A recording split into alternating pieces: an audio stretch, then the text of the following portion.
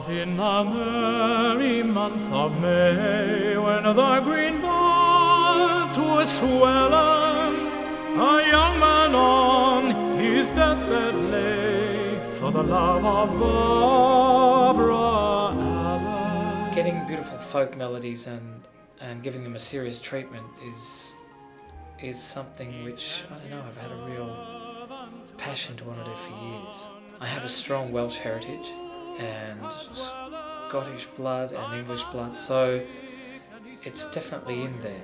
I have a great affinity with the Celtic repertoire, given my family heritage, who all came out from Cornwall, and particularly an affinity with David Hobson and his family, because we used to live a block apart in Ballarat, and David's father Phil was a wonderful singer, one of the the best singers in Ballarat, obviously.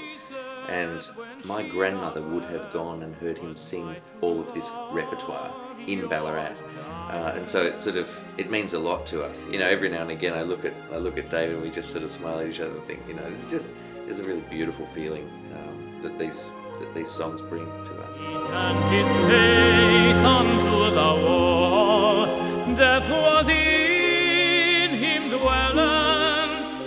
In many respects, this is a nod to, say, the Kenneth McKellar type recordings of the 40s and 50s, which were beautiful.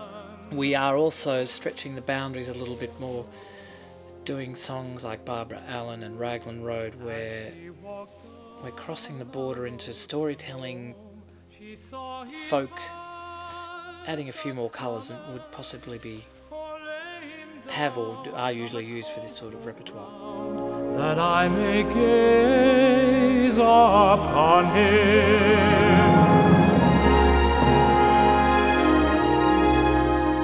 The arrangements are absolutely first class. Jessica Wells and all of the people that she's booked to do various arrangements are just outstanding. Some of the best ones that I've seen, actually, and the orchestra are loving playing them. And that's always the ultimate test, is when you've got an orchestra who are clearly enjoying the musical experience of playing these new arrangements of these classic songs. Everything just fits his voice and fits the way that he wants to sing this. And he's in there with me the whole time. He's either singing in the booth, or he's standing right next to me as we're laying down these orchestral tracks. He has everything looked after for him, so he can give the best vocal performance he can. His grave grew a red, red rose, and from her grave grew a briar. Songs like Raglan Road and Barbara Allen, which are really long narratives in a way, although Raglan Road has a very, very strong poetic sensibility about it, and it's got an enigmatic quality. Beautiful lyric, absolutely beautiful. Barbara Allen is definitely a long narrative and a story.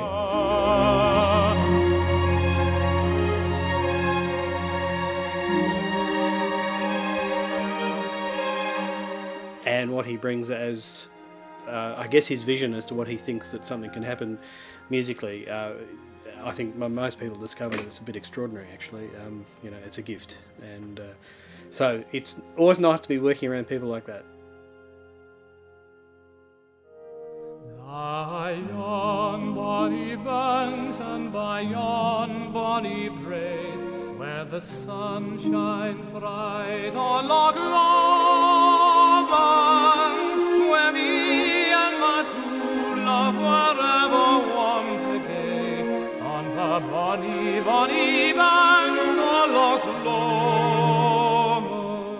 What's been great about the recording process is the fact that we've had great creative collaboration. Everyone's had a really healthy collaborative input, and it's probably the first recording thus far where we've been ahead of schedule. Now that is really unusual, so I don't know what that means. I was a bit spooked by that, to tell you the truth.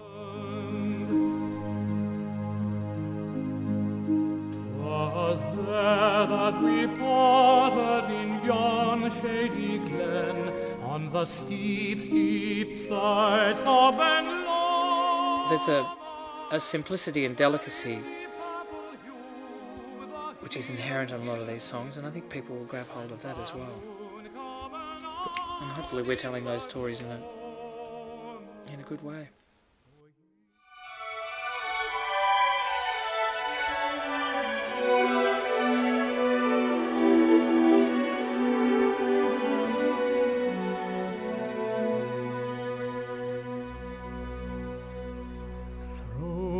bushes and through briars I've lately made and Bushes and Briars, which is a real favourite of mine. It was used in a movie called Far From the Madding Crowd, which is a take on Thomas Hardy's great novel, starring Julie Christie, who I was totally in love with.